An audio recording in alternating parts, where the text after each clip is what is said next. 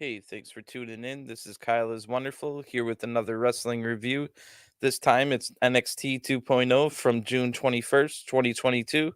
The show just finished, and we just finished with the main event match, and that was a big NXT UK, or I mean NXT, sorry, NXT North America title match between Carmelo Hayes and Tony D'Angelo. So that was the big main event tonight. Um, Been a pretty crazy news cycle in the world of wrestling, but NXT's kind of managed to avoid the limelight now.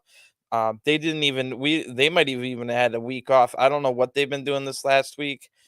This is going to be tonight is the second taped episode in a row. So these last two episodes of NXT were taped about 2 weeks ago now, and they also went on live out on their first two live shows. You can catch. I almost had a 3 hour extravaganza for last week's NXT 2.0, where I went through the two live shows that they did a week ago.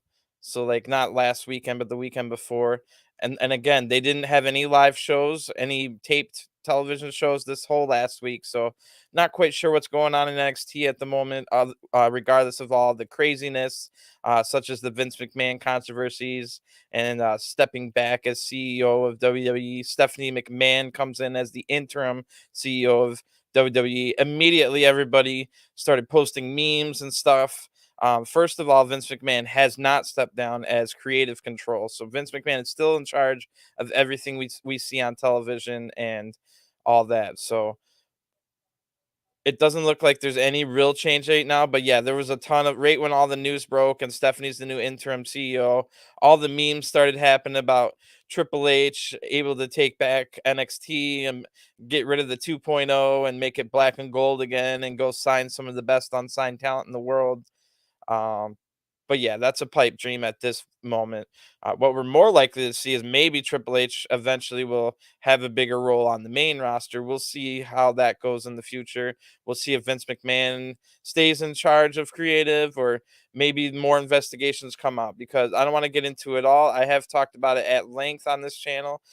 So you can go check that out. But yeah, there's five, six, seven different law firms uh, investigating the books and all that of WWE. So the storm could get worse before it gets better for Vince McMahon, and we never know what could happen. Now, what recently happened last night was John Laurinaitis, who we've all seen as an on-screen character, had been the talent relations head of talent relations, which is basically the mediator between the office slash creative and the wrestlers slash performers. So um, that means that Bruce Pritchard is now taken in as the interim head of talent relations. I think that's mostly only for the main roster. Now there has been rumors for months now that Bruce Pritchard has been putting his fingers all over the NXT 2.0 product. I'm not quite sure if that's ever been completely confirmed, but there definitely seems like it. Like we all know that Bruce Pritchard's a big fan of cult leader gimmicks and stuff like that, so that could explain the Joe Gacy kind of switch of um being a woke leftist to becoming just a generic kind of cult leader. So, what that might mean, so the trickle down effect from all of that might mean that what we do see in NXT is less of Bruce Pritchard's fingerprints all over it, which is probably a good thing. I would say most people would say that's a good thing because he's going to be much more busy on the main roster now. So we'll keep an eye on that. The one bit of NXT news that did come out, I covered it on the last episode of the NXT 2.0 review, but we did get a little bit of information. Maybe we got more rumors and innuendo anyway. But if you remember, Troy Two Dimes Donovan was released from WWE and NXT. And it was weird because it seemingly all we were told that it was Troy Two Dimes Donovan broke company policy and that he could have a chance to return in 1 year. So all of that told me it's like there must have been some rule written where if you break this rule, you have to come back in a year. We haven't been confirmed what that policy break was, but Dave Meltzer of the Wrestling Observer did say something about a failed drug test. Now we don't know if that's recreational drugs or maybe steroids or something along those lines. Some people were thinking steroids, and then other people were saying, "Well, what the heck? When you fail a drug test, isn't your first strike a 30-day suspension, a second strike a 60-day suspension? If it happens a third time, then you get fired." So maybe the policy got rewritten. We were even told maybe a few months ago that marijuana might not be on the banned substances. That if you drug test and test positive for marijuana, nothing will happen. That was a rumor we were told a couple months ago as well. So I'll keep an eye on that story. But again, Troy Two Dimes Donovan is gone, and they said that he might have a chance in a year. So around the beginning of June in 2023, maybe we could see Two Dimes back, or maybe the whole business would have moved on by then. Maybe we'll be back to the black and gold, and Triple H will be in charge. Who knows? A lot can happen in a week, let alone a year.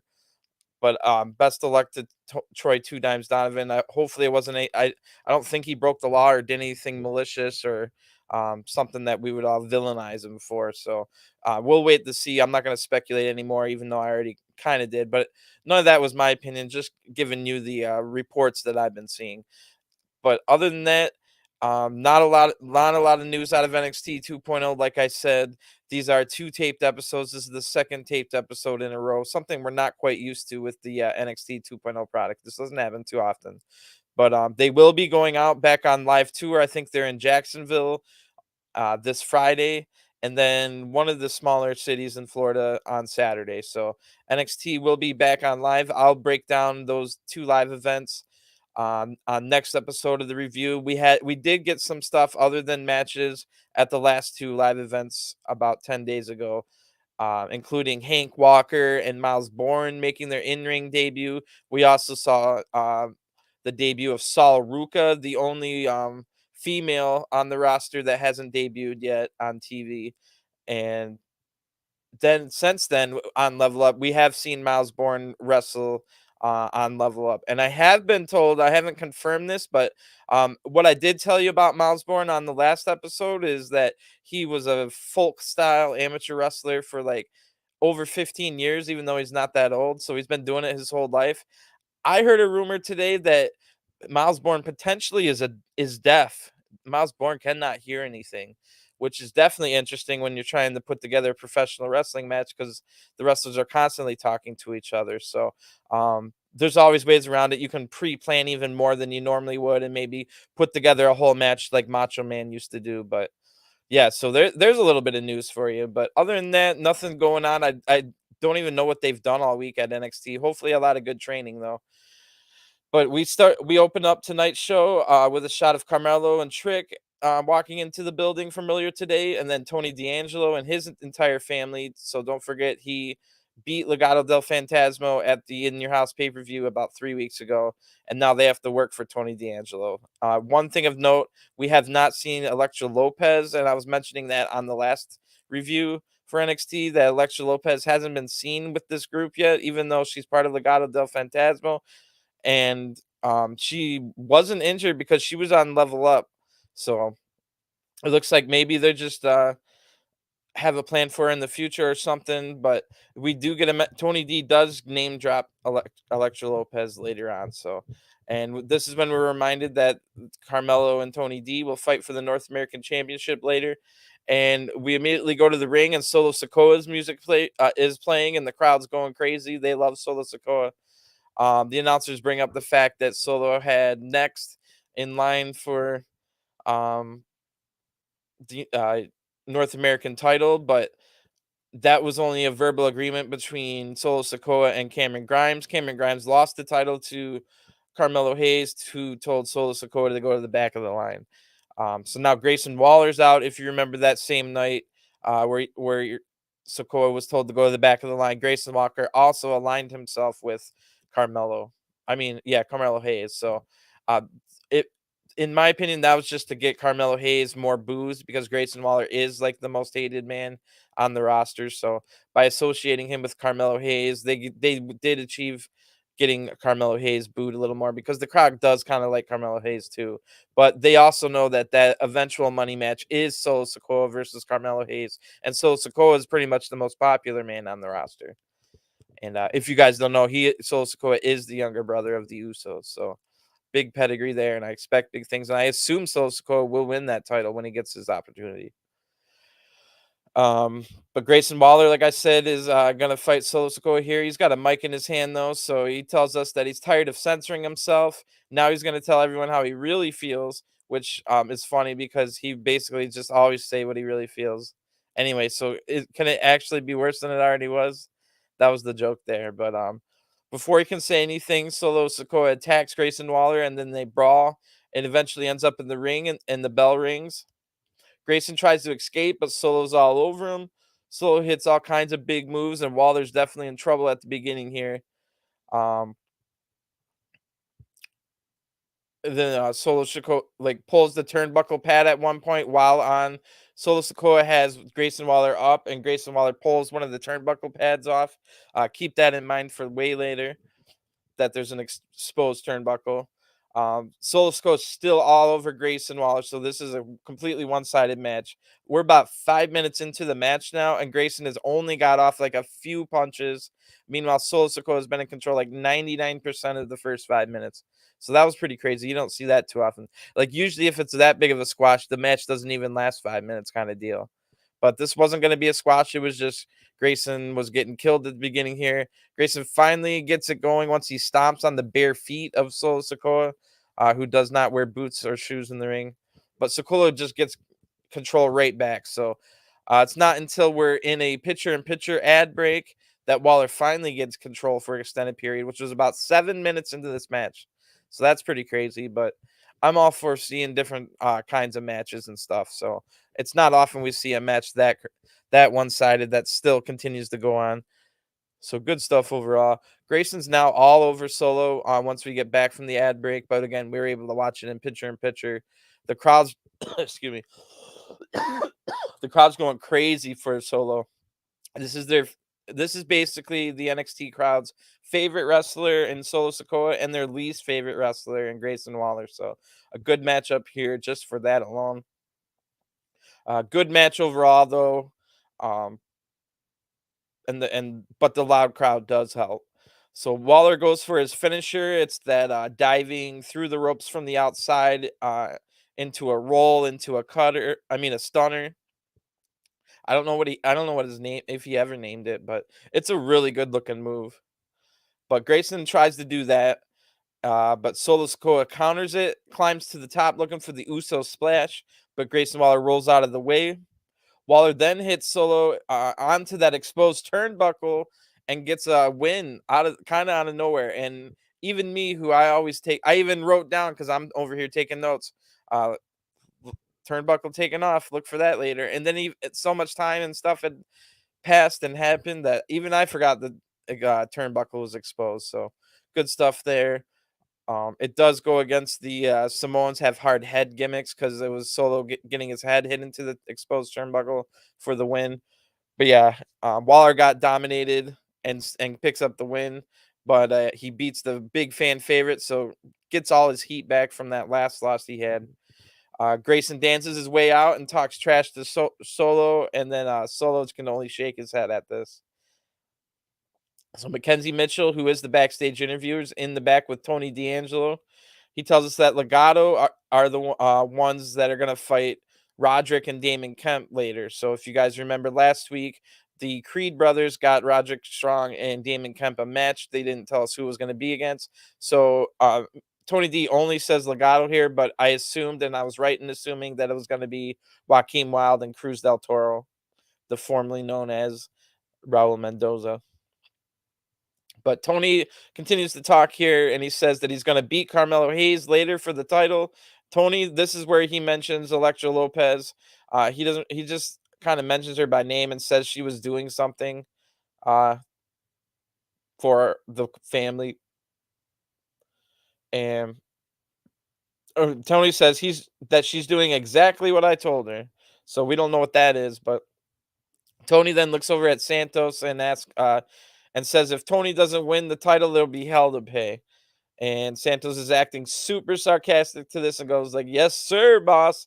You got it." Like it's completely out of character for Santos to sound like that. So that was funny. And I'm sure Tony D'Angelo's a smart enough character to pick up on the sarcasm there and know that Santos is acting out. So we go back to the ring area. Katana Chance and Caden Carter are out for a match with their like glow gear and like the shoot like guns that shoot things and like mist and stuff. So they got a cool little gimmick going on. Um, but they've been a tag team for a while now. Katana Chance was the formerly known as Casey Canizaro. Her and Caden Carter have been a tag team for a while now and haven't really been pushed ever. Like they almost always lose or not even really utilized that much. So they have improved a lot. They've got some great double teams and some great moves on their own as well. When we go to an ad break though, and they don't tell us who Katana Chance and Caden Carter are fighting. So wow, I forgot about this until I'm just reading it again in my notes here. But when we come back from the ad break, we hear a voice, a familiar voice. Um, it's an Irish accented voice. So I knew immediately who it was. There has been rumors that Jordan Devlin was basically any week now is going to show up to NXT. Formerly the longest reigning cruiserweight champion of all time. He's been on NXT and stuff, I think, with the cruiserweight title, but mostly has been over in NXT UK. He was trained by Finn Balor. His idol growing up was Shawn Michaels. So it just makes sense to have him over here in NXT and trained by Shawn Michaels. And if the Judgment Day can somehow stay together for a little while, maybe Jordan Devlin could join Finn Balor eventually. So I was excited here. So again, it's a video playing and we just hear his voice, but we do see a car driving down a country road. Now, I don't know if it was supposed to be Ireland or just some country road, but I'm guessing it was Ireland. And then we do see that it is indeed Jordan Devlin. So we all figured he's on his way. He tells us that he'll be on 2.0 soon, and they'll find out that you never bet against an ace, his nickname being the Irish Ace. And then, oh my God, Jordan Devlin's real name must be Jordan Devlin because we all thought the name changes were over with, folks. It ain't over with. So, after Devlin tells us never bet against an ace, he drives off and a graphic comes up telling us coming soon, JD McDonough. Almost not McDonough, but McDonough. All one word. Wow. And not McDonald either, McDonough. JD McDonough. So obviously he gets to keep the Jordan Devlin type thing with the JD first name. That's cool. I like that part. And maybe McDonough has some meaning to him that we don't know about. So, but I'm cool with that. I've got a MC with a capital letter after it last name. I'm Irish myself, so um, I'm enjoying that. Well, regardless of that part, Jordan Devlin's a great in-ring competitor. A little bit smaller, kind of on the Finn Balor side, so we'll see how he's utilized. Hopefully, they give him some good respect. I wonder if he'll be a heel or a face. He definitely plays a heel better, but he can play a face. But yeah, Jordan Devlin is coming soon, and his new name is JD McDonough. McDonough. Not Madonna or McDonald, McDonough. All right, now we're back in the ring, and Katana Chance and Caden Carter are there, like I said, and they're going to be fighting Ulysses Leon and Valentina Farah. Those are the Pan Am Connection, although the announcers never once called them the Pan Am Connection tonight, so maybe that has been dropped or never was a real thing to begin with. But yeah, these are two teams in the women's division on NXT that had been established for a little while now. I'm thinking at least over 8 months for both of them, and both have not really been pushed whatsoever. They've just been in the background, maybe on Level Up here or there, or nowhere to be seen at all. But yeah, they have been getting featured a little bit more, and they're going to fight each other here. So I'm pretty sure I've seen them fight each other a couple times, like on Level Up and stuff. So should be some good chemistry. We get a hot start to this match and a good pace to it. Katana yells or Caden's in the match, and we hear Katana yell from the outside, "Come on, Caden!" And it sounded like a 12-year-old girl for sure, but that's nothing Katana can help. She's like 5'0" and like 81 pounds, so maybe a new hairstyle here for Katana as well. And I didn't think it looked that good in my opinion, but that's just one man's opinion. It's all eye beholder stuff. Like not just how people look, but like even a match. I could say a match is good, and you might watch that same match and say it was trash. We all like different things. Anyway, some hard hitting action in this match. Both teams are trying to show that they should be pushed. We get a little bit of bad. I write down bad selling from Melissa Leon because she was just kind of yelling a lot and not like, "Oh, I'm hurt," just kind of like randomly yelling and like not really selling like, she needs a little bit of work. It seemed like not enough and over the top at the exact same time. I know that's kind of an oxymoron, but, just needs to find a little bit of even ground or a middle ground on that. Frog gets the, hot tag and takes out both opponents. Froz and Leon double team Caden, kick out at 2.5. Caden's able to get to Katana Chance and holds up one of the Pan Am Express for the assisted 450 splash off the top rope for the win. So Caden and Katana get a big win here. Good match, but Leon and Faraz lose without much trouble. Not looking good for them. Um, I hope to see them with Sanga again. They showed some pretty good chemistry in only a quick backstage segment, but it looked like a good chemistry with Leon Farah and Sanga, who sadly we didn't get any Sanga backstage segments tonight. He's been one of my favorite things on NXT 2.0 lately. But yeah, that ends that segment. Katana Chance and Caden Carter get the win. And oddly enough, we will see those two later. So this is not the only segment they're in. Now we go in the back. We see Wes Lee in street clothes. It doesn't look like he's going to wrestle tonight. He's got a pretty serious look on his face, too. And Vic Grime, or I don't think Grimes is his last name. Oh, Vic Grimes is a wrestler from the past, but Vic is the play-by-play announcer. Him and Wade Barrett are the announcers. And Vic tells us that Wesley will address the fans next. So, like I said, Wesley looks pretty serious. I wonder what this is all about. And we go to an ad break. When we return, Wesley is entering the ring. He looks like he's about to cry. Wes talks and sounds super sad while talking. And he says, "Thanks for the cheers."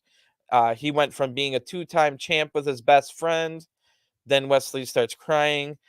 And then he says it was all pulled out from under their feet. He stops here and says he wears his tears proudly. Now all Wes finds is pain and anger. I wasn't acting like myself. And then he apologizes. He was just trying to prove himself that Wesley can stand on his own 2 feet. Before anything else can happen, Trick Williams comes out. I think I've heard Trick Williams music before, so this was not what I've heard before. I think Trick Williams had new music. It's not very good. It's very generic. But yeah, Trick Williams comes out and he tells Wesley to shut up. Ain't nobody want to hear all this crap. Maybe you left your brother behind. You ever think about that? So this makes Wesley mad, yelling at Trick Williams. You have no idea. Wes makes fun of Trick for being a lackey to Mello. Trick that says, well, when he's ready, Trick will let Wes know.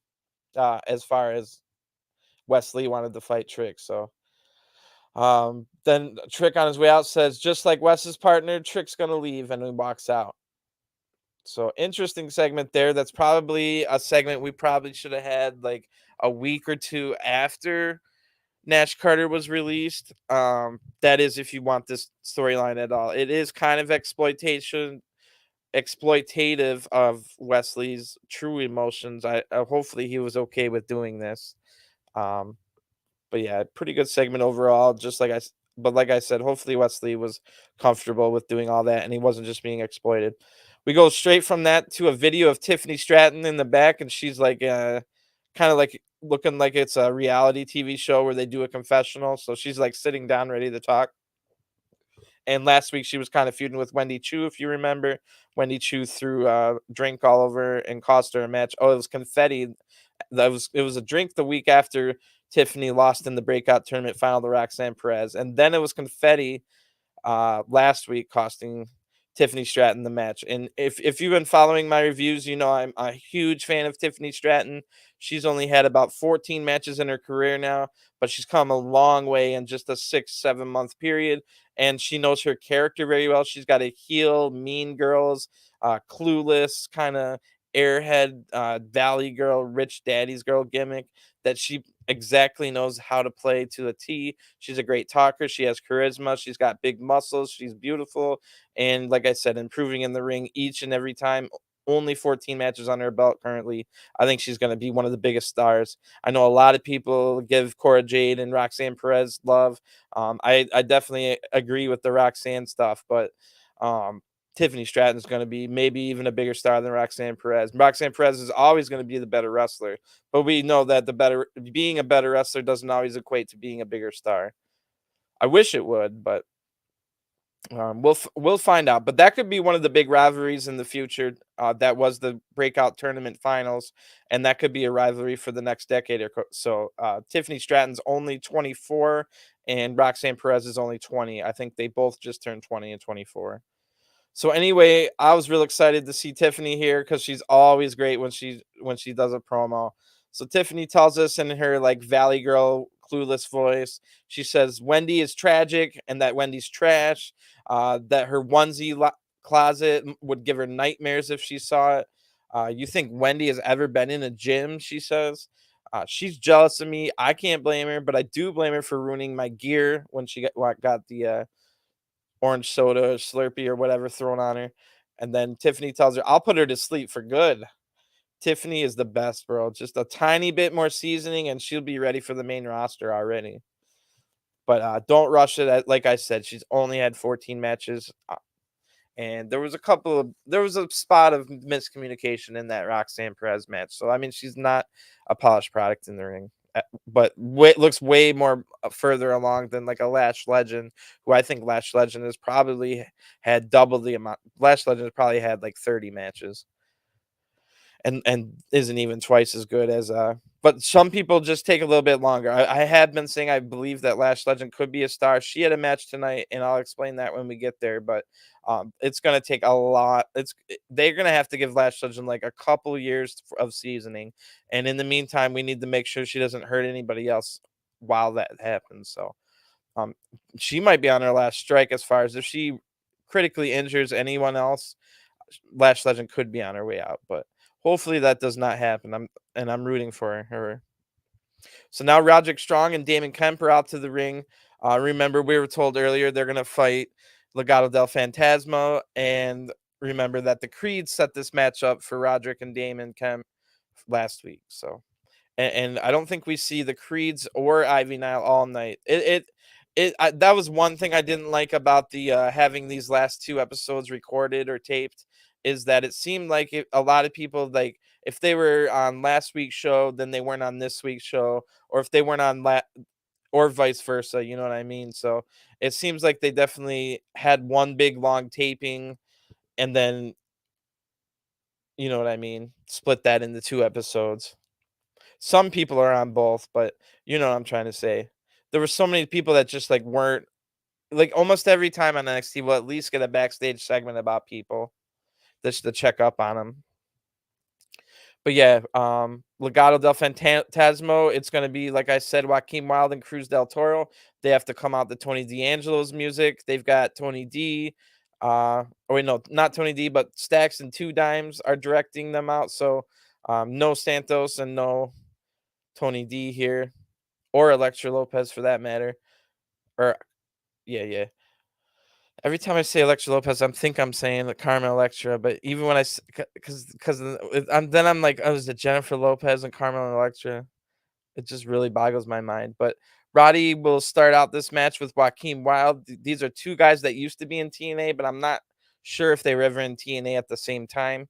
Maybe they passed like ships in the night. But yeah, good double teams here by Legado at the start. Roddy gets Damon Kemp in. Kemp is by far the largest man in this match. They're basically three cruiserweights and then a heavyweight. He's the heavyweight, and it's not even close. He's the largest man by far. Roddy yells at Kemp and then slaps him. We saw this last time. Roderick Strong and Damon Kemp team together, and last time it worked pretty well, and it looks to be working well here. This fires up Damon Kemp. Kemp takes down Cruz and then takes down Joaquin. Then he tags in Roderick Strong, who Joaquin tries to take out, but Roddy is able to hit the backbreaker, the Messiah, the backbreaker. He can hit. He has like 1,000 different backbreaker variants that he can deploy it from any angle or position. So Roderick's really cool when it comes to that. Kemp's now wearing down Joaquin, but Cruz gets tagged in. Roderick gets back in now. So pretty good match. A lot of quick tags, a lot of good action. Cruz wins this little mini exchange, but then goes up top and hits a great missile drop kick. And not just like a regular missile drop kick from the top. He did a little bit of tightrope rocking across the top rope. Not all the way into the middle, but of the ring, but that was a really cool look. We've seen it before, but wow. Strong's able to kick out of this. Now we get Kemp, who takes out Joaquin on the outside. And then Two Dimes goes to trip Roderick, but he's doing one of those things where he's looking the other way, even though the referee is being distracted by I think the referee was being distracted, but so he didn't really have to look the other way. But of course, he does not trip Roderick like he wanted to. He ends up tripping Cruz del Toro, or at least we assume maybe there is a little bit of he did it on purpose, because if you remember last week, Legado del Fantasma basically cost Two Dimes and Stacks their match by doing kind of the same thing. Oh, I was trying to help you, and then I accidentally hit you. So basically the same thing here. Roderick takes advantage of this trip to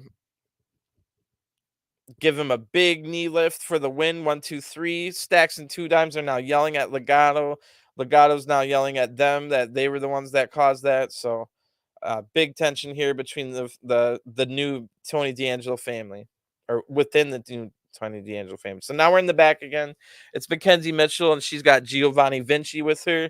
Vinci made his debut last week, and if you don't know, that it's the former Fabian Eichner. Didn't get to go up to SmackDown with Gunther and Ludwig Kaiser, now forced to change his gimmick and name to Giovanni Vinci. I liked what I saw last week. I saw a lot of people hating on his entrance and thinking it was stupid. I loved it. I'm a sucker for it. I've been watching wrestling, all different kinds of wrestling for 30 years. If I can find any kind of little different entrance than the norm, I'm usually into it. Especially if that said entrance can immediately put to a new viewer what this guy's gimmick is, which Giovanni's Vinci gimmick of being like a aristocrat model type guy. Really, it shows you everything about him in his entrance. But I saw a lot of hate about it. So again, like I said earlier, everything's in the eye of the beholder. And but yeah, Giovanni Vinci, he says what's standing before you is a superior athlete. He says Braun, Mello, and Diamond Mine can see how good I am. So those are all the champions right there. Braun Breaker with the NXT title, Mello with the North American, and the Creeds. That's the Diamond Mine he was talking about, are the tag champs. Ikemen Jiro comes out and interrupts out of nowhere, and he says, "We'll find out." So looks like that is going to be a match that didn't happen tonight, so maybe next week. And it kind of looks like Jiro maybe got a haircut. He looks pretty good here. Giovanni gets really mad and says something in Italian, and the segment ends. So that was pretty cool. And just a quick side note, there was maybe a little bit more NXT 2.0 news that happened just earlier today. You can find, I reviewed the NJPW New Japan Road show from earlier, and there was a big debut at the end of the show, or a big return, I should say. And it was recently left NXT 2.0 and now back in New Japan Pro Wrestling. Ikemen Jiro's former tag team partner Kushida is back in New Japan Pro Wrestling, where he belongs. There was no room for Kushida in 2.0. Nothing against Ikemen Jiro or anything like that, but going into a comedy tag team when this is one of the best wrestlers in the world is just ridiculous. So yeah, that looks good. And I'm looking forward to that Giovanni Vinci Ikemen Jiro match next week. So that should be interesting. Back in the ring, or walking out in the backstage to the ring, is we see Toxic Attraction on their way out, and we go to an ad break. So Toxic Attraction when we get that back. But before we do that, when we come back, we get another one of those Apollo Crews movies. A lot of talk came out of this from last week, and I say movies because they're shot like little mini movies and trying to give them like a cinematic style. A lot of people that know film were saying, "Man, that was they broke all the rules." Like rule like the 180 rule I heard said. I don't even know what that means because I'm not a film major or anything like that, but apparently not well done cinematography wise, but they tried to make it look cinematography and noir and stuff like that last week. And what came out of last week, if you remember, Apollo Crews was in a diner and he overheard a guy who was one of the two that made his debut at the live events the week before. It was Hank Walker, and he was yelling at a waitress in that diner. So Apollo Crews got up and told him to be quiet. And when the man tried to fight him, Apollo Crews knocked him out. And then we went to like right. So seemingly that was a flash or like not a flashback, but like a daydream. Either that I was theorizing, or excuse me, or that was like, or Apollo Crews friggin' has time travel. But I was assuming that no, it's not. I don't think it's going to be a time travel gimmick, which would be interesting. But um, I'm more of assuming that he can really visualize and daydream things, and then if he likes what he sees, he goes and acts on it, or something like that. Or I think also along the lines of now he's done putting up with BS and he's gonna be more aggressive and stuff. Not in really a heel fashion. He's more acting like a Batman or a Spider-Man at this point, just saving people that are in trouble, or like a superhero.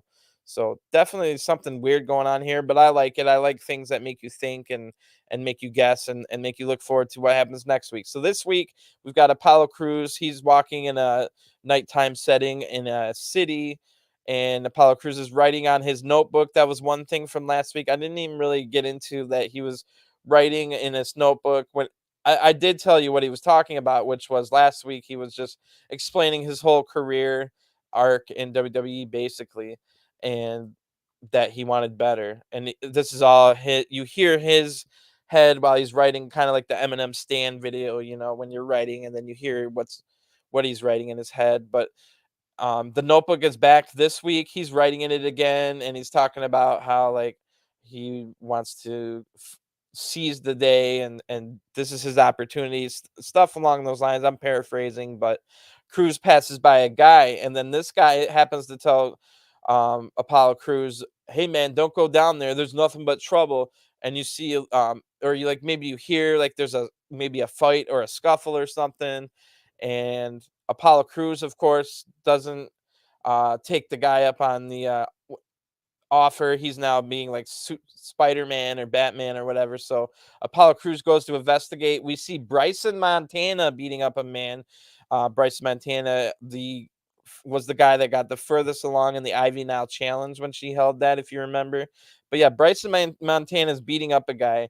Apollo Crews saves the guy, and then we find out it was just another one of those daydreams, because they definitely make it seem like it goes back to where Apollo's being told, "Don't go down there. There's nothing but trouble."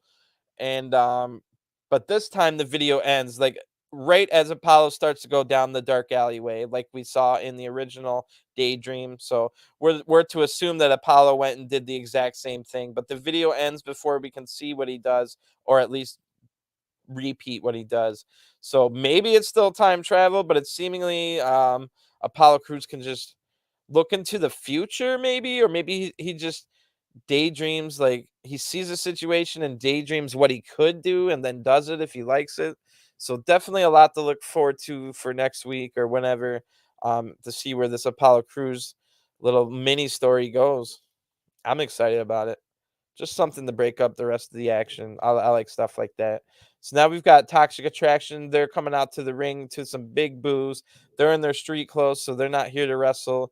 And Wade Barrett says he's got a bowl of Sex Panther under the desk. Now, I don't even know what Sex Panther is.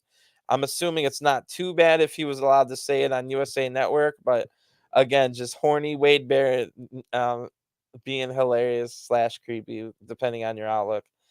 But we get a Gigi chant from the crowd here, which I don't think I've ever heard before. So Gigi Dolan is definitely the more popular out of her and JC Jane, but apparently she's more popular than Mandy too. So Mandy's out here talking and her voice seems dead. So maybe Mandy Rose has some allergies or she's sick or something, because her voice just does not does not want to work very well. But Mandy's running down Roxanne Perez, the winner of the breakout tournament. If you remember, the breakout tournament grants you an opportunity for any title you want. So Roxanne Perez has the choice to choose between Mandy Rose's singles title or Gigi Dolan and JC Jane's tag titles, and team up with Cora Jade, who Roxanne Perez has struck up a friendship with. And they've told us that they struck up this friendship even before Roxanne Perez joined NXT. And they told us that this is a big reason why Roxanne Perez, the former Roxy, the first ever ROH world champion, um, the reason she came here was Cora, which I can kind of believe that. Like, it doesn't seem like that's something to lie about when it could be so true, but you never know. Anyway, Mandy's running down Roxanne Perez, tells her to go play with your action figures, leave us alone. Gigi then runs down Roxanne as well. JC also says, go ask Cora Jade about folding under pressure. Um, Cora Jade, of course, fought against Gigi and JC, or wait, no. Well, they kind of feuded when Cora Jade got together with Raquel at the time Gonzalez, and now Raquel Rodriguez is her name. But Gigi and JC were able to take them out of the Dusty Rhodes Classic. Uh, so maybe that's what she's talking about here, or maybe a couple other stuff along the way. I don't think Cora fought Mandy one-on-one yet. I know Cora also was in the big Stand and Deliver 4-way title match where maybe that's what they're talking about as well, because Cora Jade wasn't able to win that one as well. But Roxanne has the choice, like I said, the challenge for either the singles or the tag titles. And Roxy is out now. She's got Cora Jade with her. Mandy yells at Roxanne, "You better be smart. Make the smart move." And Roxanne says she's feeling on top of the world. She's earned every bit of living her dream. She's earned it. And dreams are even better when you get to share them. So that's what everybody was thinking. And when she said share them, we all knew what she meant. So she said it would mean the world to her to win the NXT title. And I promise one day I will, which you all know in wrestling, if a babyface makes a promise, it usually comes true. So, um, and that's not shocking. Roxanne Perez has already shown that she's one of the best wrestlers on NXT, men or women. And let me remind you, she's 20 years old. Anyway, it would mean the world to her to win the NXT title, and one day she will, she says. But winning the tag titles with her best friend Cora Jade would be that much sweeter. So that's what we all figured. But now there's a wrench thrown in here because Caden, Carter, and Katana Chance come out and they sound mad, and they said they aren't done yet with Toxic Attraction, even though they lost. I'm pretty sure they lost fair and square. I don't think there was a lot of cheating in that match at In Your House. Maybe I'm forgetting some cheating, but I think they lost fair and square, so that didn't make sense. But yeah, um, Core brings up how they lost the title match at In Your House, like I just said, and like I was already thinking. Caden and Katana now attack Cora Jade and Roxanne. So potentially, I'm pretty sure that means Caden Carter and Katana Chance just turned heel. I guess it's worth a shot if they're never going to be pushed as baby faces, which I thought they had a cool babyface act. Um, but maybe they're going to be heel, or maybe this is just a one-time thing and they'll be back to being baby faces after this. But yeah, Toxic Attraction is laughing in the ring, and seemingly we got a heel turn between Caden and Katana. We get a little bit of update on this later, and it pisses me off actually. So I'll talk about that when I get there. We go to the back after all that just happened. It's Mackenzie Mitchell with Carmelo and Trick Williams. Carmelo Hayes tells us that he likes what Trick did with Wes Lee. Then he says everyone wants next, but all of them are just be next to take the L. So good promo there. He said it way better than I did, and a lot cooler. Cameron Grimes music hits. He comes out to some pretty good cheers. Remember, his character was he had a makeover on his character last week, and it's much improved. So when he was originally in NXT, he had that eccentric character, and then for his Stand and Deliver title run, and then after winning the title, he was like this more sedated version, and not pretty much boring version of Cameron Grimes. Last week we got the serious version of Cameron Grimes, and where he challenged Braun Breaker for the big Great American Bash event in a couple weeks for the NXT title. But he also yelled at Idris Enofe and Malik Blade, who looked like they were about to leave before the show was over. They were going to go to the club. So Cameron Grimes kind of yelled at Idris, like, "Look at you, man. You look like you're made out of granite. Like, don't waste your potential. Like, fight hard. Like, how are you guys not that upset about losing your tag titles?" Like, Idris and Malik had a tag title shot last week. So really good stuff out of Cameron Grimes. I like this version. This is someone I can actually get behind. That sedated, boring version, there was nothing to get behind on that character. But yeah, Cameron Grimes is on his way out, and we see a little graphic that says he will fight Idris Enofe next. So that should be interesting and a pretty good match. You already know who's going to win. Cameron Grimes is going on his way to Braun Breaker, but it'll still be enjoyable. Indy Hartwell's now, after the ad break, Indy Hartwell's being interviewed, but Kiana James interrupts, and she's the one, the businesswoman with all the math and that's able to compute the winning formulas and stuff like that. So Kiana tells Indy that she gave the women's movement a bad name, that she jumps from friend to friend. Indy says nobody cares about you or your opinion. Indy challenges Kiana to a match next week. Indy says that uh, this is 2.0 and nobody likes a bitch.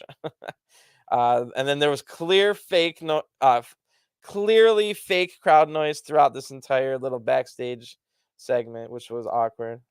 So we're back in the ring. Idris is already out. His music's still playing though. He's got his great looking cape on. The bell rings. I write down this should be good. And then yeah, definitely just go watch this match. It's not super long. You can if you have no other alternatives, just go watch it on the WWE YouTube page. It'll probably only be a 3-minute or 4-minute highlight package, but wow, just go do yourself a favor and check that out. I did not write down every move and stuff in this match. It's just really high, quick pace and a lot of great moves all at once. I just want to enjoy it and not like pause and write down, oh, they did this and stuff. So go, and I do that a lot for when the matches are truly good. Usually, the worse the match is, the more I'll have to say about it. But in this case, go watch this Cameron Grimes versus Idris Enofe match. Idris Enofe definitely could become a star. I see star potential in him, kind of like how people also see star potential in Montez Ford. Quite similar on their personalities and athletic ability as well. But Idris also representing Nigeria, so at any point he could be put with any kind of different Nigerians that they have on the roster now, like Commander Aziz, Apollo Cruz, and Omos. So a lot of different routes to go there if they want to go that route eventually, or maybe just to debut him on the main roster as like in a faction of Nigerians or something like that. That could be cool. But anyway, Malik Blade is Idris Enofe's tag partner. He's ringside cheering on Idris. We get some really innovative moves in this match. So again, it would have been hard to describe anyway. Some really good moves in this match. Idris with a great flipping dive, front dive. Front flip to the outside on the Grimes. That looked great. Crowd chants, "This is awesome." Grimes dodges a top rope dive and then hits his cave-in finisher, the jumping boots to the face, and picks up the 1, 2, 3 for the win. I wish it could have been longer, but wow, the quick pace was really fun to watch. Cameron Grimes then kind of yells at Idris after the match, but it was more of that kind of tough love instead of just calling him like a piece of trash or whatever. It wasn't like a heel yelling at a face. It was a face yelling at another face. That was good stuff overall. I like that. Maybe we can see more Idris Enofe singles matches in the future. We can maybe start winning a few of them, but I wouldn't mind if he stays in the tag team for a year or two either. Malik Blade seems to be a pretty cool guy and has an athletic background, and his uncle was a really great NBA player named Daryl Dawkins back in the day. So really good stuff. Funny segment next. It kind of caught me by surprise, and I kind of groaned at first, but Thea Hale, we see Thea Hale, and I was groaning with some of the stuff in this segment. I'll start explaining it soon, but I would just say by the end of the segment, Thea Hale's personality, charm, and charisma had completely won me over. And I'm a cynical middle-aged man who usually roots for heels, so for me to think that you're like a super likable baby face and charming and adorable, like it really says something. So this caught me off guard, and I didn't feel that way until about halfway through this little segment here. So we see Thea Hale. She's got if you don't know, she's 18 years old, and in real life just finished or I mean graduated from high school. And her gimmick is real. Her real life gimmick and her on screen gimmick are the exact same, as far as WWE is going to allow her to go to college full time in once it starts here in a couple months, and still work in the Performance Center and NXT as well at the same time. So they utilize that as an on-screen gimmick as well, since Andre Chase University is already an established university in the NXT universe. So Thea Hale announced that she'll be joining Andre Chase University Chase U just a couple weeks ago, and now we see Thea Hale. She's holding on to a box and has like a backpack, and she tells us she's moving into her new dorm. When Thea Hale gets into her new dorm room, she sees someone with long blonde hair sitting on the bed. She assumed it was a girl, but I could tell who it was. It was Bodie Hayward, the star pupil of um, Andre Chase University. Bodie's super surprised to see Thea Hale is his new roommate. Thea mentions that it is a co-ed dorms. Thea then we see like a time lapse of Thea Hale decorating the new room. One thing I know, there's a hilarious looking like uh, painted picture of Andre Chase on the wall of the room, which I busted out laughing on that. But yeah, Thea Hale's all excited. Bodie looks a little bit scared, but then gets excited and into it, because Thea Hale was kind of a little loud and like in his face, and he's like, "What's going on here?" But he seems to get excited too, and they go to get some food, and that segment ends. So pretty funny stuff for just a little throwaway segment. We go from that to, they tell us next is Von Wagner versus Brooks Jensen, and everyone else involved with these people will be banned from ringside. So if you remember, this feud goes back a few months. Brooks Jensen was beaten up by Von Wagner because Brooks Jensen took a glancing look over at Sophia Cromwell, which they've already set precedents with. I mean, I think 3 other attacks that Von Wagner's done, where if you only glance at Sophia Cromwell, he will beat you up. So Brooks Jensen had a hurt arm after that, and then he took his cast off. I think it was 2 weeks ago. Brooks Jensen's tag team partner Josh Briggs was able to beat Von Wagner with hitting the cast over the head. So Von Wagner's out for revenge after that loss, and that's why everyone's banned from ringside. And one thing to note here is these are 2 second generation wrestlers going at it here. Von Wagner's father was part of the Beverly Brothers back in the mid 90s. And Brooks Jensen's father was Bull Buchanan. He teamed up with Big Boss Man. He was part of the Right to Censor. He was B Squared. As one of John Cena's partners for a little bit in the beginning of John Cena's career. So a little bit of pedigree here. Neither of their fathers became legends or anything like that, but Von Wagner and Brooks Jensen trying to do better than their fathers. We'll see how that goes. When we come back from ad break, we get another video package. This one is Nikita Lyons training again. We got one of these last week where she was telling us. Well, if you didn't know, Nikita Lyons had to drop out of the Breakouts tournament after winning the first round. She got a knee injury, so she told us last week it was only a partially tear, or only a not a torn but hurt MCL. So she should be back soon. We get a video package this time saying she'll return from injury next week. So it'll be interesting to see if the crowd still cheers her as much as they were, or if they have turned on her now. I know the internet wrestling community has turned on Nikita Lyons a little bit. There was rumors of right-wing stuff and whatnot that a lot of the wrestling fans don't like. That's neither here nor there, but I will be interested, and I'll report to you what the crowd reception is for her next week. So we've got Von Wagner out in the ring, and then Brooks Jensen. Brooks is even more dressed like a cowboy this week. So if you remember, like when Brooks Jensen first debuted, it was basically just like your country boy gimmick, t-shirts and jeans and a backwards cap, like a baseball cap and stuff like that. But now he's kind of morphed more into like a cowboy look. This time he's got a fancy, I've bought one of these shirts. They're expensive. He's got like a $200-$300 cowboy shirt on and a matching hat. And then so yeah, they look to be transitioning him more to a cowboy. He does look like more of like a legitimate star in this outfit, as opposed to like a ratty t-shirt and jeans. Like he basically looked like a fan in that outfit, where he looks like a wrestler in this one. Anyway, Von Wagner also has new color on his pants. He's got some turquoise where the red used to be. Von Wagner starts quick, but Brooks battles back and hits a big spinning heel kick, which I always want to call it spinning wheel kick, because that's what I always thought it was when Owen Hart was doing it all the time. But yeah, I'm pretty sure those are called spinning heel kicks, and which makes way more sense. Brooks still has his injured hand wrapped up, but it's not that big hard cast like before. Von Wagner ends up gaining control and targets the good hand. So Von Wagner, instead of targeting that bad hand, which maybe he thought the cast that was still on it was going to protect it enough, so Von Wagner instead goes after the good hand and uses he puts Brooks Brooks Jensen's thumb into the turnbuckle and uses it as leverage to kind of like a Pete Dunne type move. And now Brooks is really selling his hand.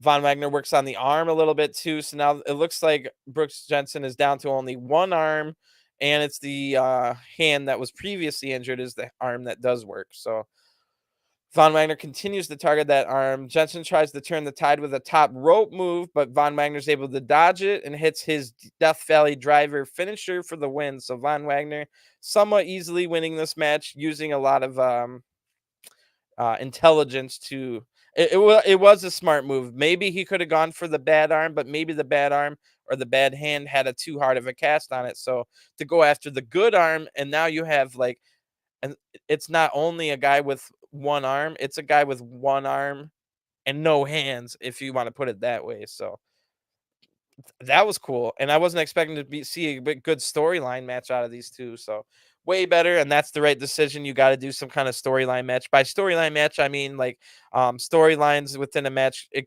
might be a little bit more slow pace, and it might be me like picking apart your ankle, and I work on your ankle the entire match, or maybe I wasn't planning on working on your ankle, but we put it in the match like early on that you jumped off the top rope and then you came down holding your ankle as if you hurt it yourself, but really it's just the storyline. And that's what I mean by like a storyline match. The opposite of a storyline match is like a Young Bucks match where it's move after move after move and nobody really sells anything. We're just on to the next move. And I'm not saying one's better than the other. I enjoy a show that has both of those kinds on it. If every match on a card is a long, drawn out, slow paced storytelling match, that's boring. And also, if every match on a card is a super spot fest with no selling involved, that gets boring as well, because eventually the law of diminishing returns tells you that none of this means anything and nobody's selling anything, and they just get right up and hit another move. So yeah, it looked cool, but then like nothing, you know what I'm trying to say. So I was surprised. Von Wagner smiles at the camera, then talks trash to Jensen. We got Mr. Stone and Sophia Cromwell out with Von Wagner on the ramp, and we see Josh Briggs and Fallon Henley in the ring consoling Brooks. So maybe we'll get we've yet to see Sophia Cromwell in a wrestling capacity. We did get to hear her talk last week, and she was a very good talker. So potentially Sophia Cromwell may only try the manager route, which she is right now. I'm not quite sure if they're looking to train her to be a wrestler as well, or maybe they tried that and she was terrible, but they noticed she was great talker. So we'll keep an eye on that, but potentially a 6-man tag if they wanted to. I know Mr. Stone isn't a wrestler right now either, but we've seen him wrestle in TNA as Robbie E. Not very well, but we did see him wrestle. So maybe a 6-man intergender or 6-person intergender tag at some point. Mr. Stone, Sophia Cromwell, Von Wagner versus Brooks Jensen and Fallon Henley.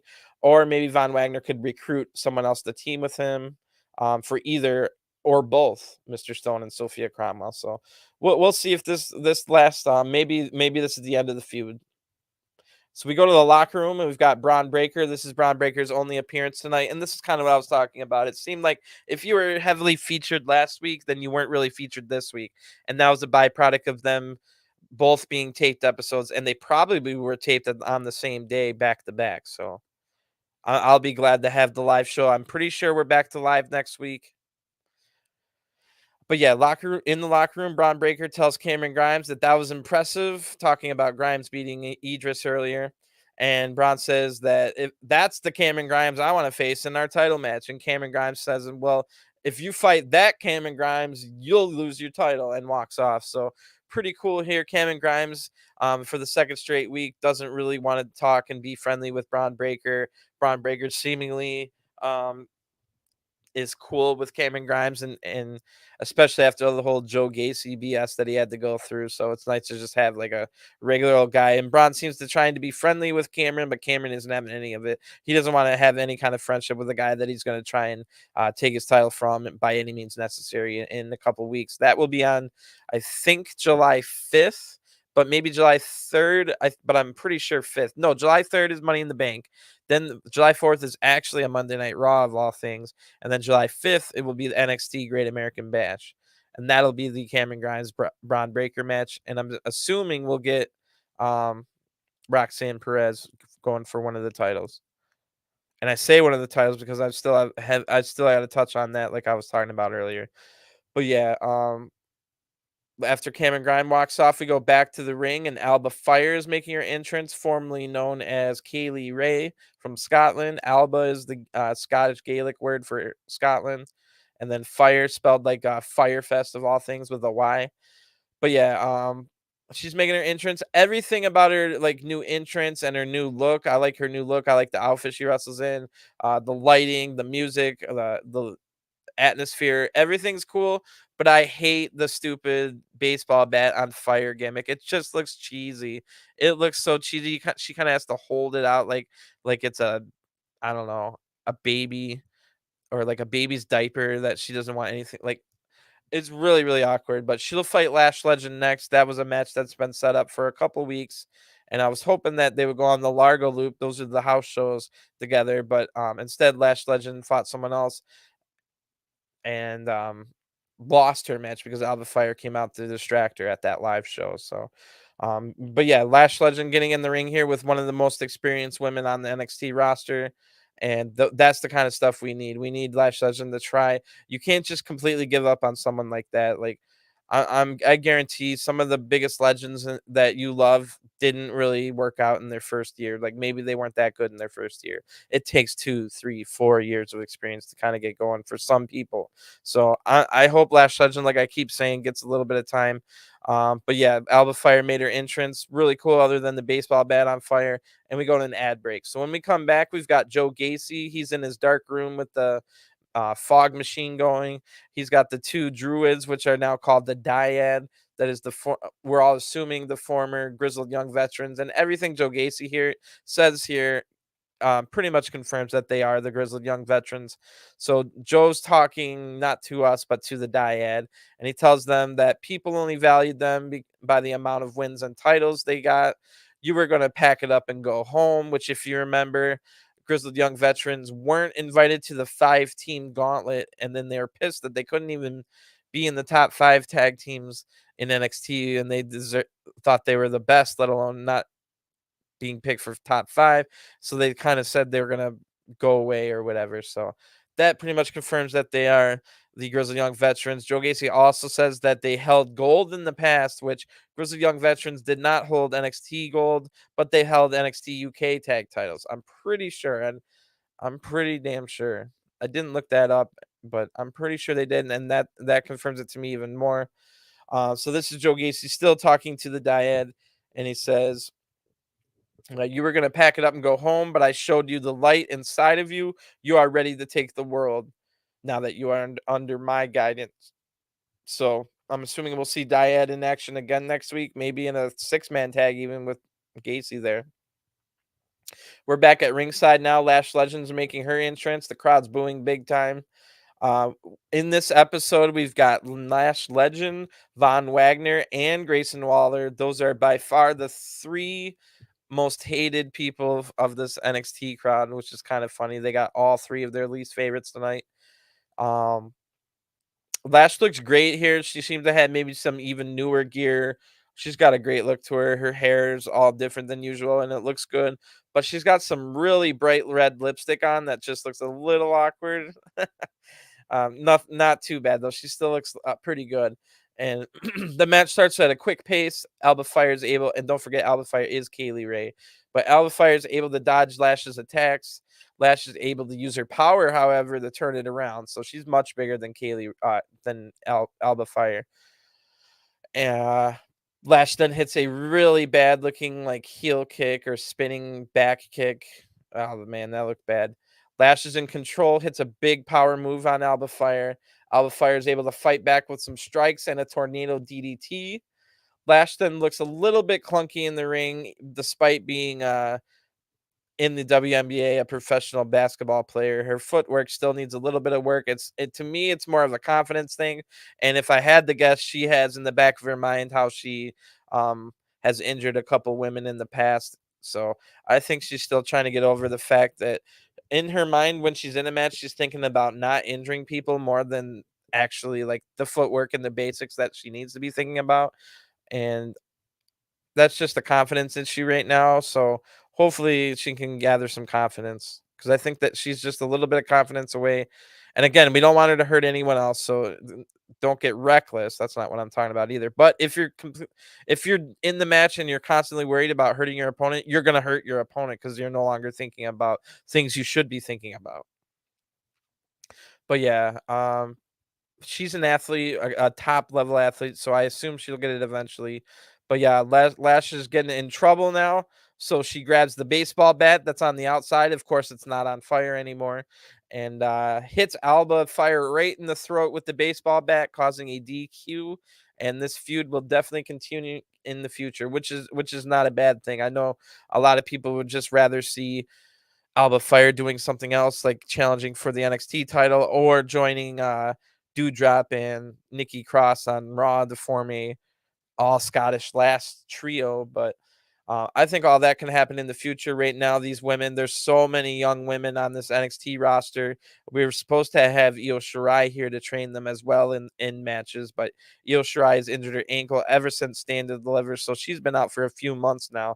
Hopefully she returns soon. And again, people want Io Shirai to be on the main roster, and I agree. But you do need some veterans on the NXT roster, just like a Roderick Strong on the men's side, for these like remember we've got 18, 19, and 20-year-old women on this roster, as well as people like Lash Legend, who's a little bit older but just as green. And then like I said, Tiffany Stratton's been improving a hell of a lot, but she's still green as heck. So um that's the reason that you get people like Alba Fire and Io Shirai and Roddy Strong stuck in NXT, is because they need like a couple veterans to be on the active roster. Hopefully they get their due eventually though, all three of those veterans. But yeah, this feud will continue. Like I said, the Lash Legend and Alpha Fire, which is a good thing. Next we see it's going to be the main event: Tony D'Angelo versus Carmelo Hayes for the NXT North American title, and we see them walking backstage as we go to an ad break. So this is the part I was talking about earlier that kind of upset me. We come back from ad break and they're running down the card for next week. I'll start with the one we already knew about. It'll be Sangha, or wait, no, we didn't know about this one, but it'll be Sangha versus Zion Quinn. And I was a little sad we didn't get Sangha this week, but that match was set up last week in a pretty good backstage segment. But here's the part that upsets me a little bit. Next week, we are told it will be Katana Chance and Kaden Carter versus Cora Jade and Roxanne Perez. And the winner of that match gets the title match against JC and Gigi at Great American Bash. So immediately I just write, that's dumb. Like, why? Why is this happening? Roxanne Perez just said that, I assume when she said, but I'd much rather win the tag titles with my best friend. Um, that she was automatically allowed to get that tag title match. What are you saying, that if Katana Chance and Kane Carter win next week, that Cora Jade and Roxanne can no longer challenge for the tag titles, or do they just have to wait so until after Katana and Caden get the first shot? But it just doesn't make sense. Katana, like I said, Katana Chance and Kane Carter, I don't hate them, but they haven't been pushed well, and they were just the last ones to lose at the last big event to GG and JC, and I don't think there was much cheating in that match. So ridiculous on that. We'll see. We'll just let play out. There's no reason to get ultra upset before, but it doesn't make sense. So if Katana Chance and Kaden Carter win, can Roxanne just then uh say she wants a title match before Katana Chance and Kaden Carter anyway? Like, how does the breakout tournament work? Does the title match happen at any time, or does it written in the contract that you have to give a 2 weeks notice. So there's so many little convoluted rules that we don't know on this stupid thing. But as a viewer that tries to pay attention to all the little details, this is just ridiculous. So we'll just have to see where it plays out. Tony D's now out. I write down in all white, but when he gets in the ring with different lighting, it's actually all baby blue until he takes his his jumpsuit off and he's got the white tank top underneath. But yeah, I thought it was all white, but it was actually baby blue. The entire family, minus Electra Lopez, is out here with Tony D'Angelo. Carmelo Hayes comes out. He's looking super focused for this match. He's wearing a purple and gold outfit that I've never seen before, which is kind of funny. He's from the Boston area. I think he's from Worcester, Mass. Carmelo Hayes is. He's a big Celtics fan, and the Celtics' biggest rivals in the world, one of the biggest basketball rivalries in the history, is Lakers versus Celtics. And purple and gold are clearly Lakers colors. So I thought that was pretty funny here. The crowd's hyped for this one, and they're completely split about who they want to cheer for. They've always liked Carmelo Hayes. They've kind of always liked Tony D'Angelo as well. Carmelo Hayes is clearly a heel. Tony D'Angelo, we don't know if he's a heel or a face, but I mean, he pretty much acts like a heel. So no clear baby face here. The crowd likes both men, however, so they're behind both of them. Going in this match, there seems to definitely be a plan involving Legato. So Tony D'Angelo coming into this match with some tricks up his sleeve, no pun intended. Before the match really gets going, Trick Williams and that gets up on the apron, and then all 5 of the family members on the outside get up on the apron. So this was a visual note that Carmelo has 1 guy watching his back, while Tony D'Angelo has 5 guys watching his back.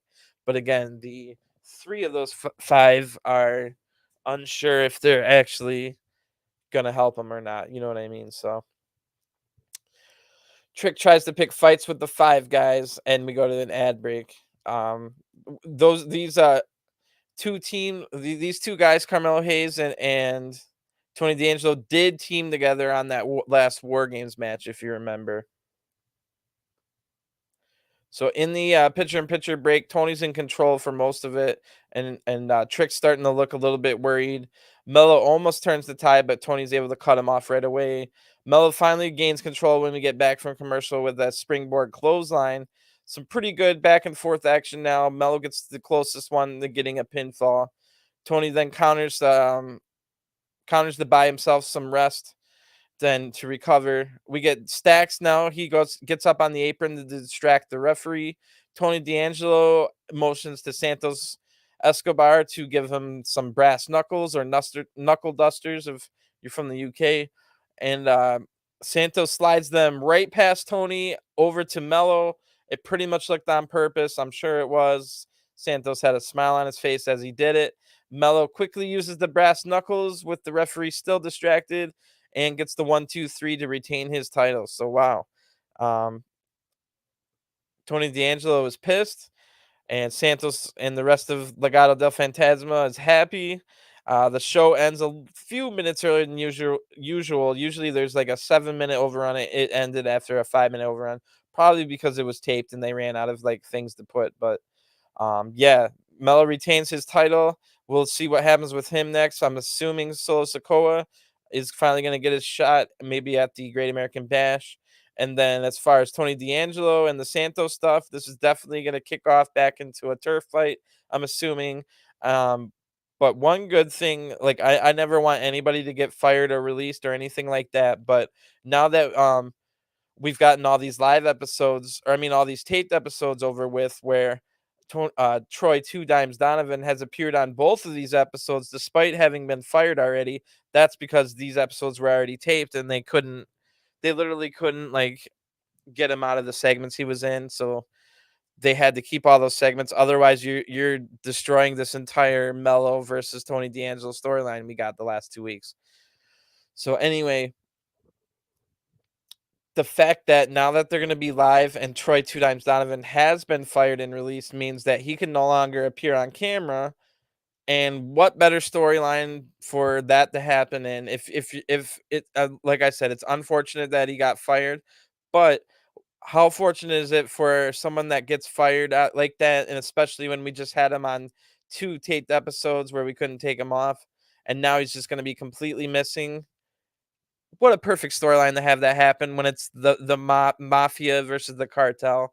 Like, clearly, it'll just then be assumed that Legado del Fantasma has taken out, and Two Dimes Donovan is now sleeping with the fishes, so to speak. So, looking forward to see how that plays out. We'll probably get some of that next week. I'm assuming maybe Santos versus Tony D could be a Great American Batch match, but we'll have to find out. And don't forget that they teased something about Electra Lopez. Tony D'Angelo said she's doing exactly what I wanted or whatever, and we've yet to see her on these 3 episodes ever since In Your House, and we know that she wasn't injured because she was on Level Up. So yeah, pretty good episode overall. I'm really intrigued with the Apollo Crews little mini movies. The Thea Hale really made me fall in love with her. I can't wait to find more out about her and see more segments from her. Um, I hated the Katana Chance and Caden Carter coming out, maybe turning heel, and now Roxanne Perez and Cora Jade have to win a match against them to be number one contenders for the tag titles, even though they have a contract for a title. I don't understand what any of that means, but we'll find out hopefully next week. When I am back for next week's review, I will be talking about the 2 live shows. They're in Friday night, they're in Jacksonville, and then there's a Saturday house show as well. Then we'll be live back next week. I'm pretty damn sure. I hope so. I really hope there's not a third taped episode, but I think it was only these two. And I think we're live next week. I have not looked it up because I assume if it's not live, then I'll be seeing spoilers if I look it up. So that's why I don't know that.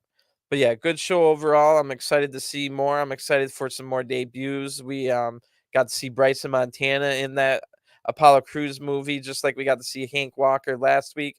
I'm assuming that those characters they played in those little mini movies aren't going to be in the real characters they play in once they are established in the NXT, but I think they're just being used as extras. But still, it's nice to see some of the rookies getting their first breaks here. And yeah, Tony D'Angelo, um, he's going to be real mad at Santos, and then Troy Two Dimes Donovan's going to go missing, so he's going to be even more mad. And like I said, I'm assuming Carmelo versus Solo Sokoa is now going to happen. So good stuff to look forward to. We'll find out. We've also got Indy Hartwell potentially challenging Mandy Rose for the title at Great American Bash. Maybe Mandy Rose will finally drop the title, and maybe to all of Toxic Attraction will drop the titles and go up to SmackDown, because SmackDown definitely could use Toxic Attraction. But I'm pretty much out of stuff to say. I'm gonna get going. I'll talk to you guys next week. You can check out my channel for Raw, SmackDown, Dynamite, Rampage, NWA, and New Japan reviews. So please check those out. Give me a thumbs up if you enjoyed. Send in the comments if there's anything I could do to improve the show, or any suggestions from you. And I'll talk to you guys soon. I've also got in the channel a bunch of WWE 2K Universe Mode streams, one of the most deepest NXT and Performance Center rosters in the world. I had to go create some of them myself, including the 3 newest members of the NXT roster: Saul Rucka, Miles Bridges, and um, Hank Walker. So I created them myself, put up the custom renders. So I don't know if there's anybody else in the world doing that in depth of a NXT universe mode. So come check that out. I'm all the way up to 2023. I've had 92 episodes of that. So plenty to go look at if you're interested. And I'll talk to you guys next time. Thanks again for tuning in, and I'll talk to you again soon. Peace.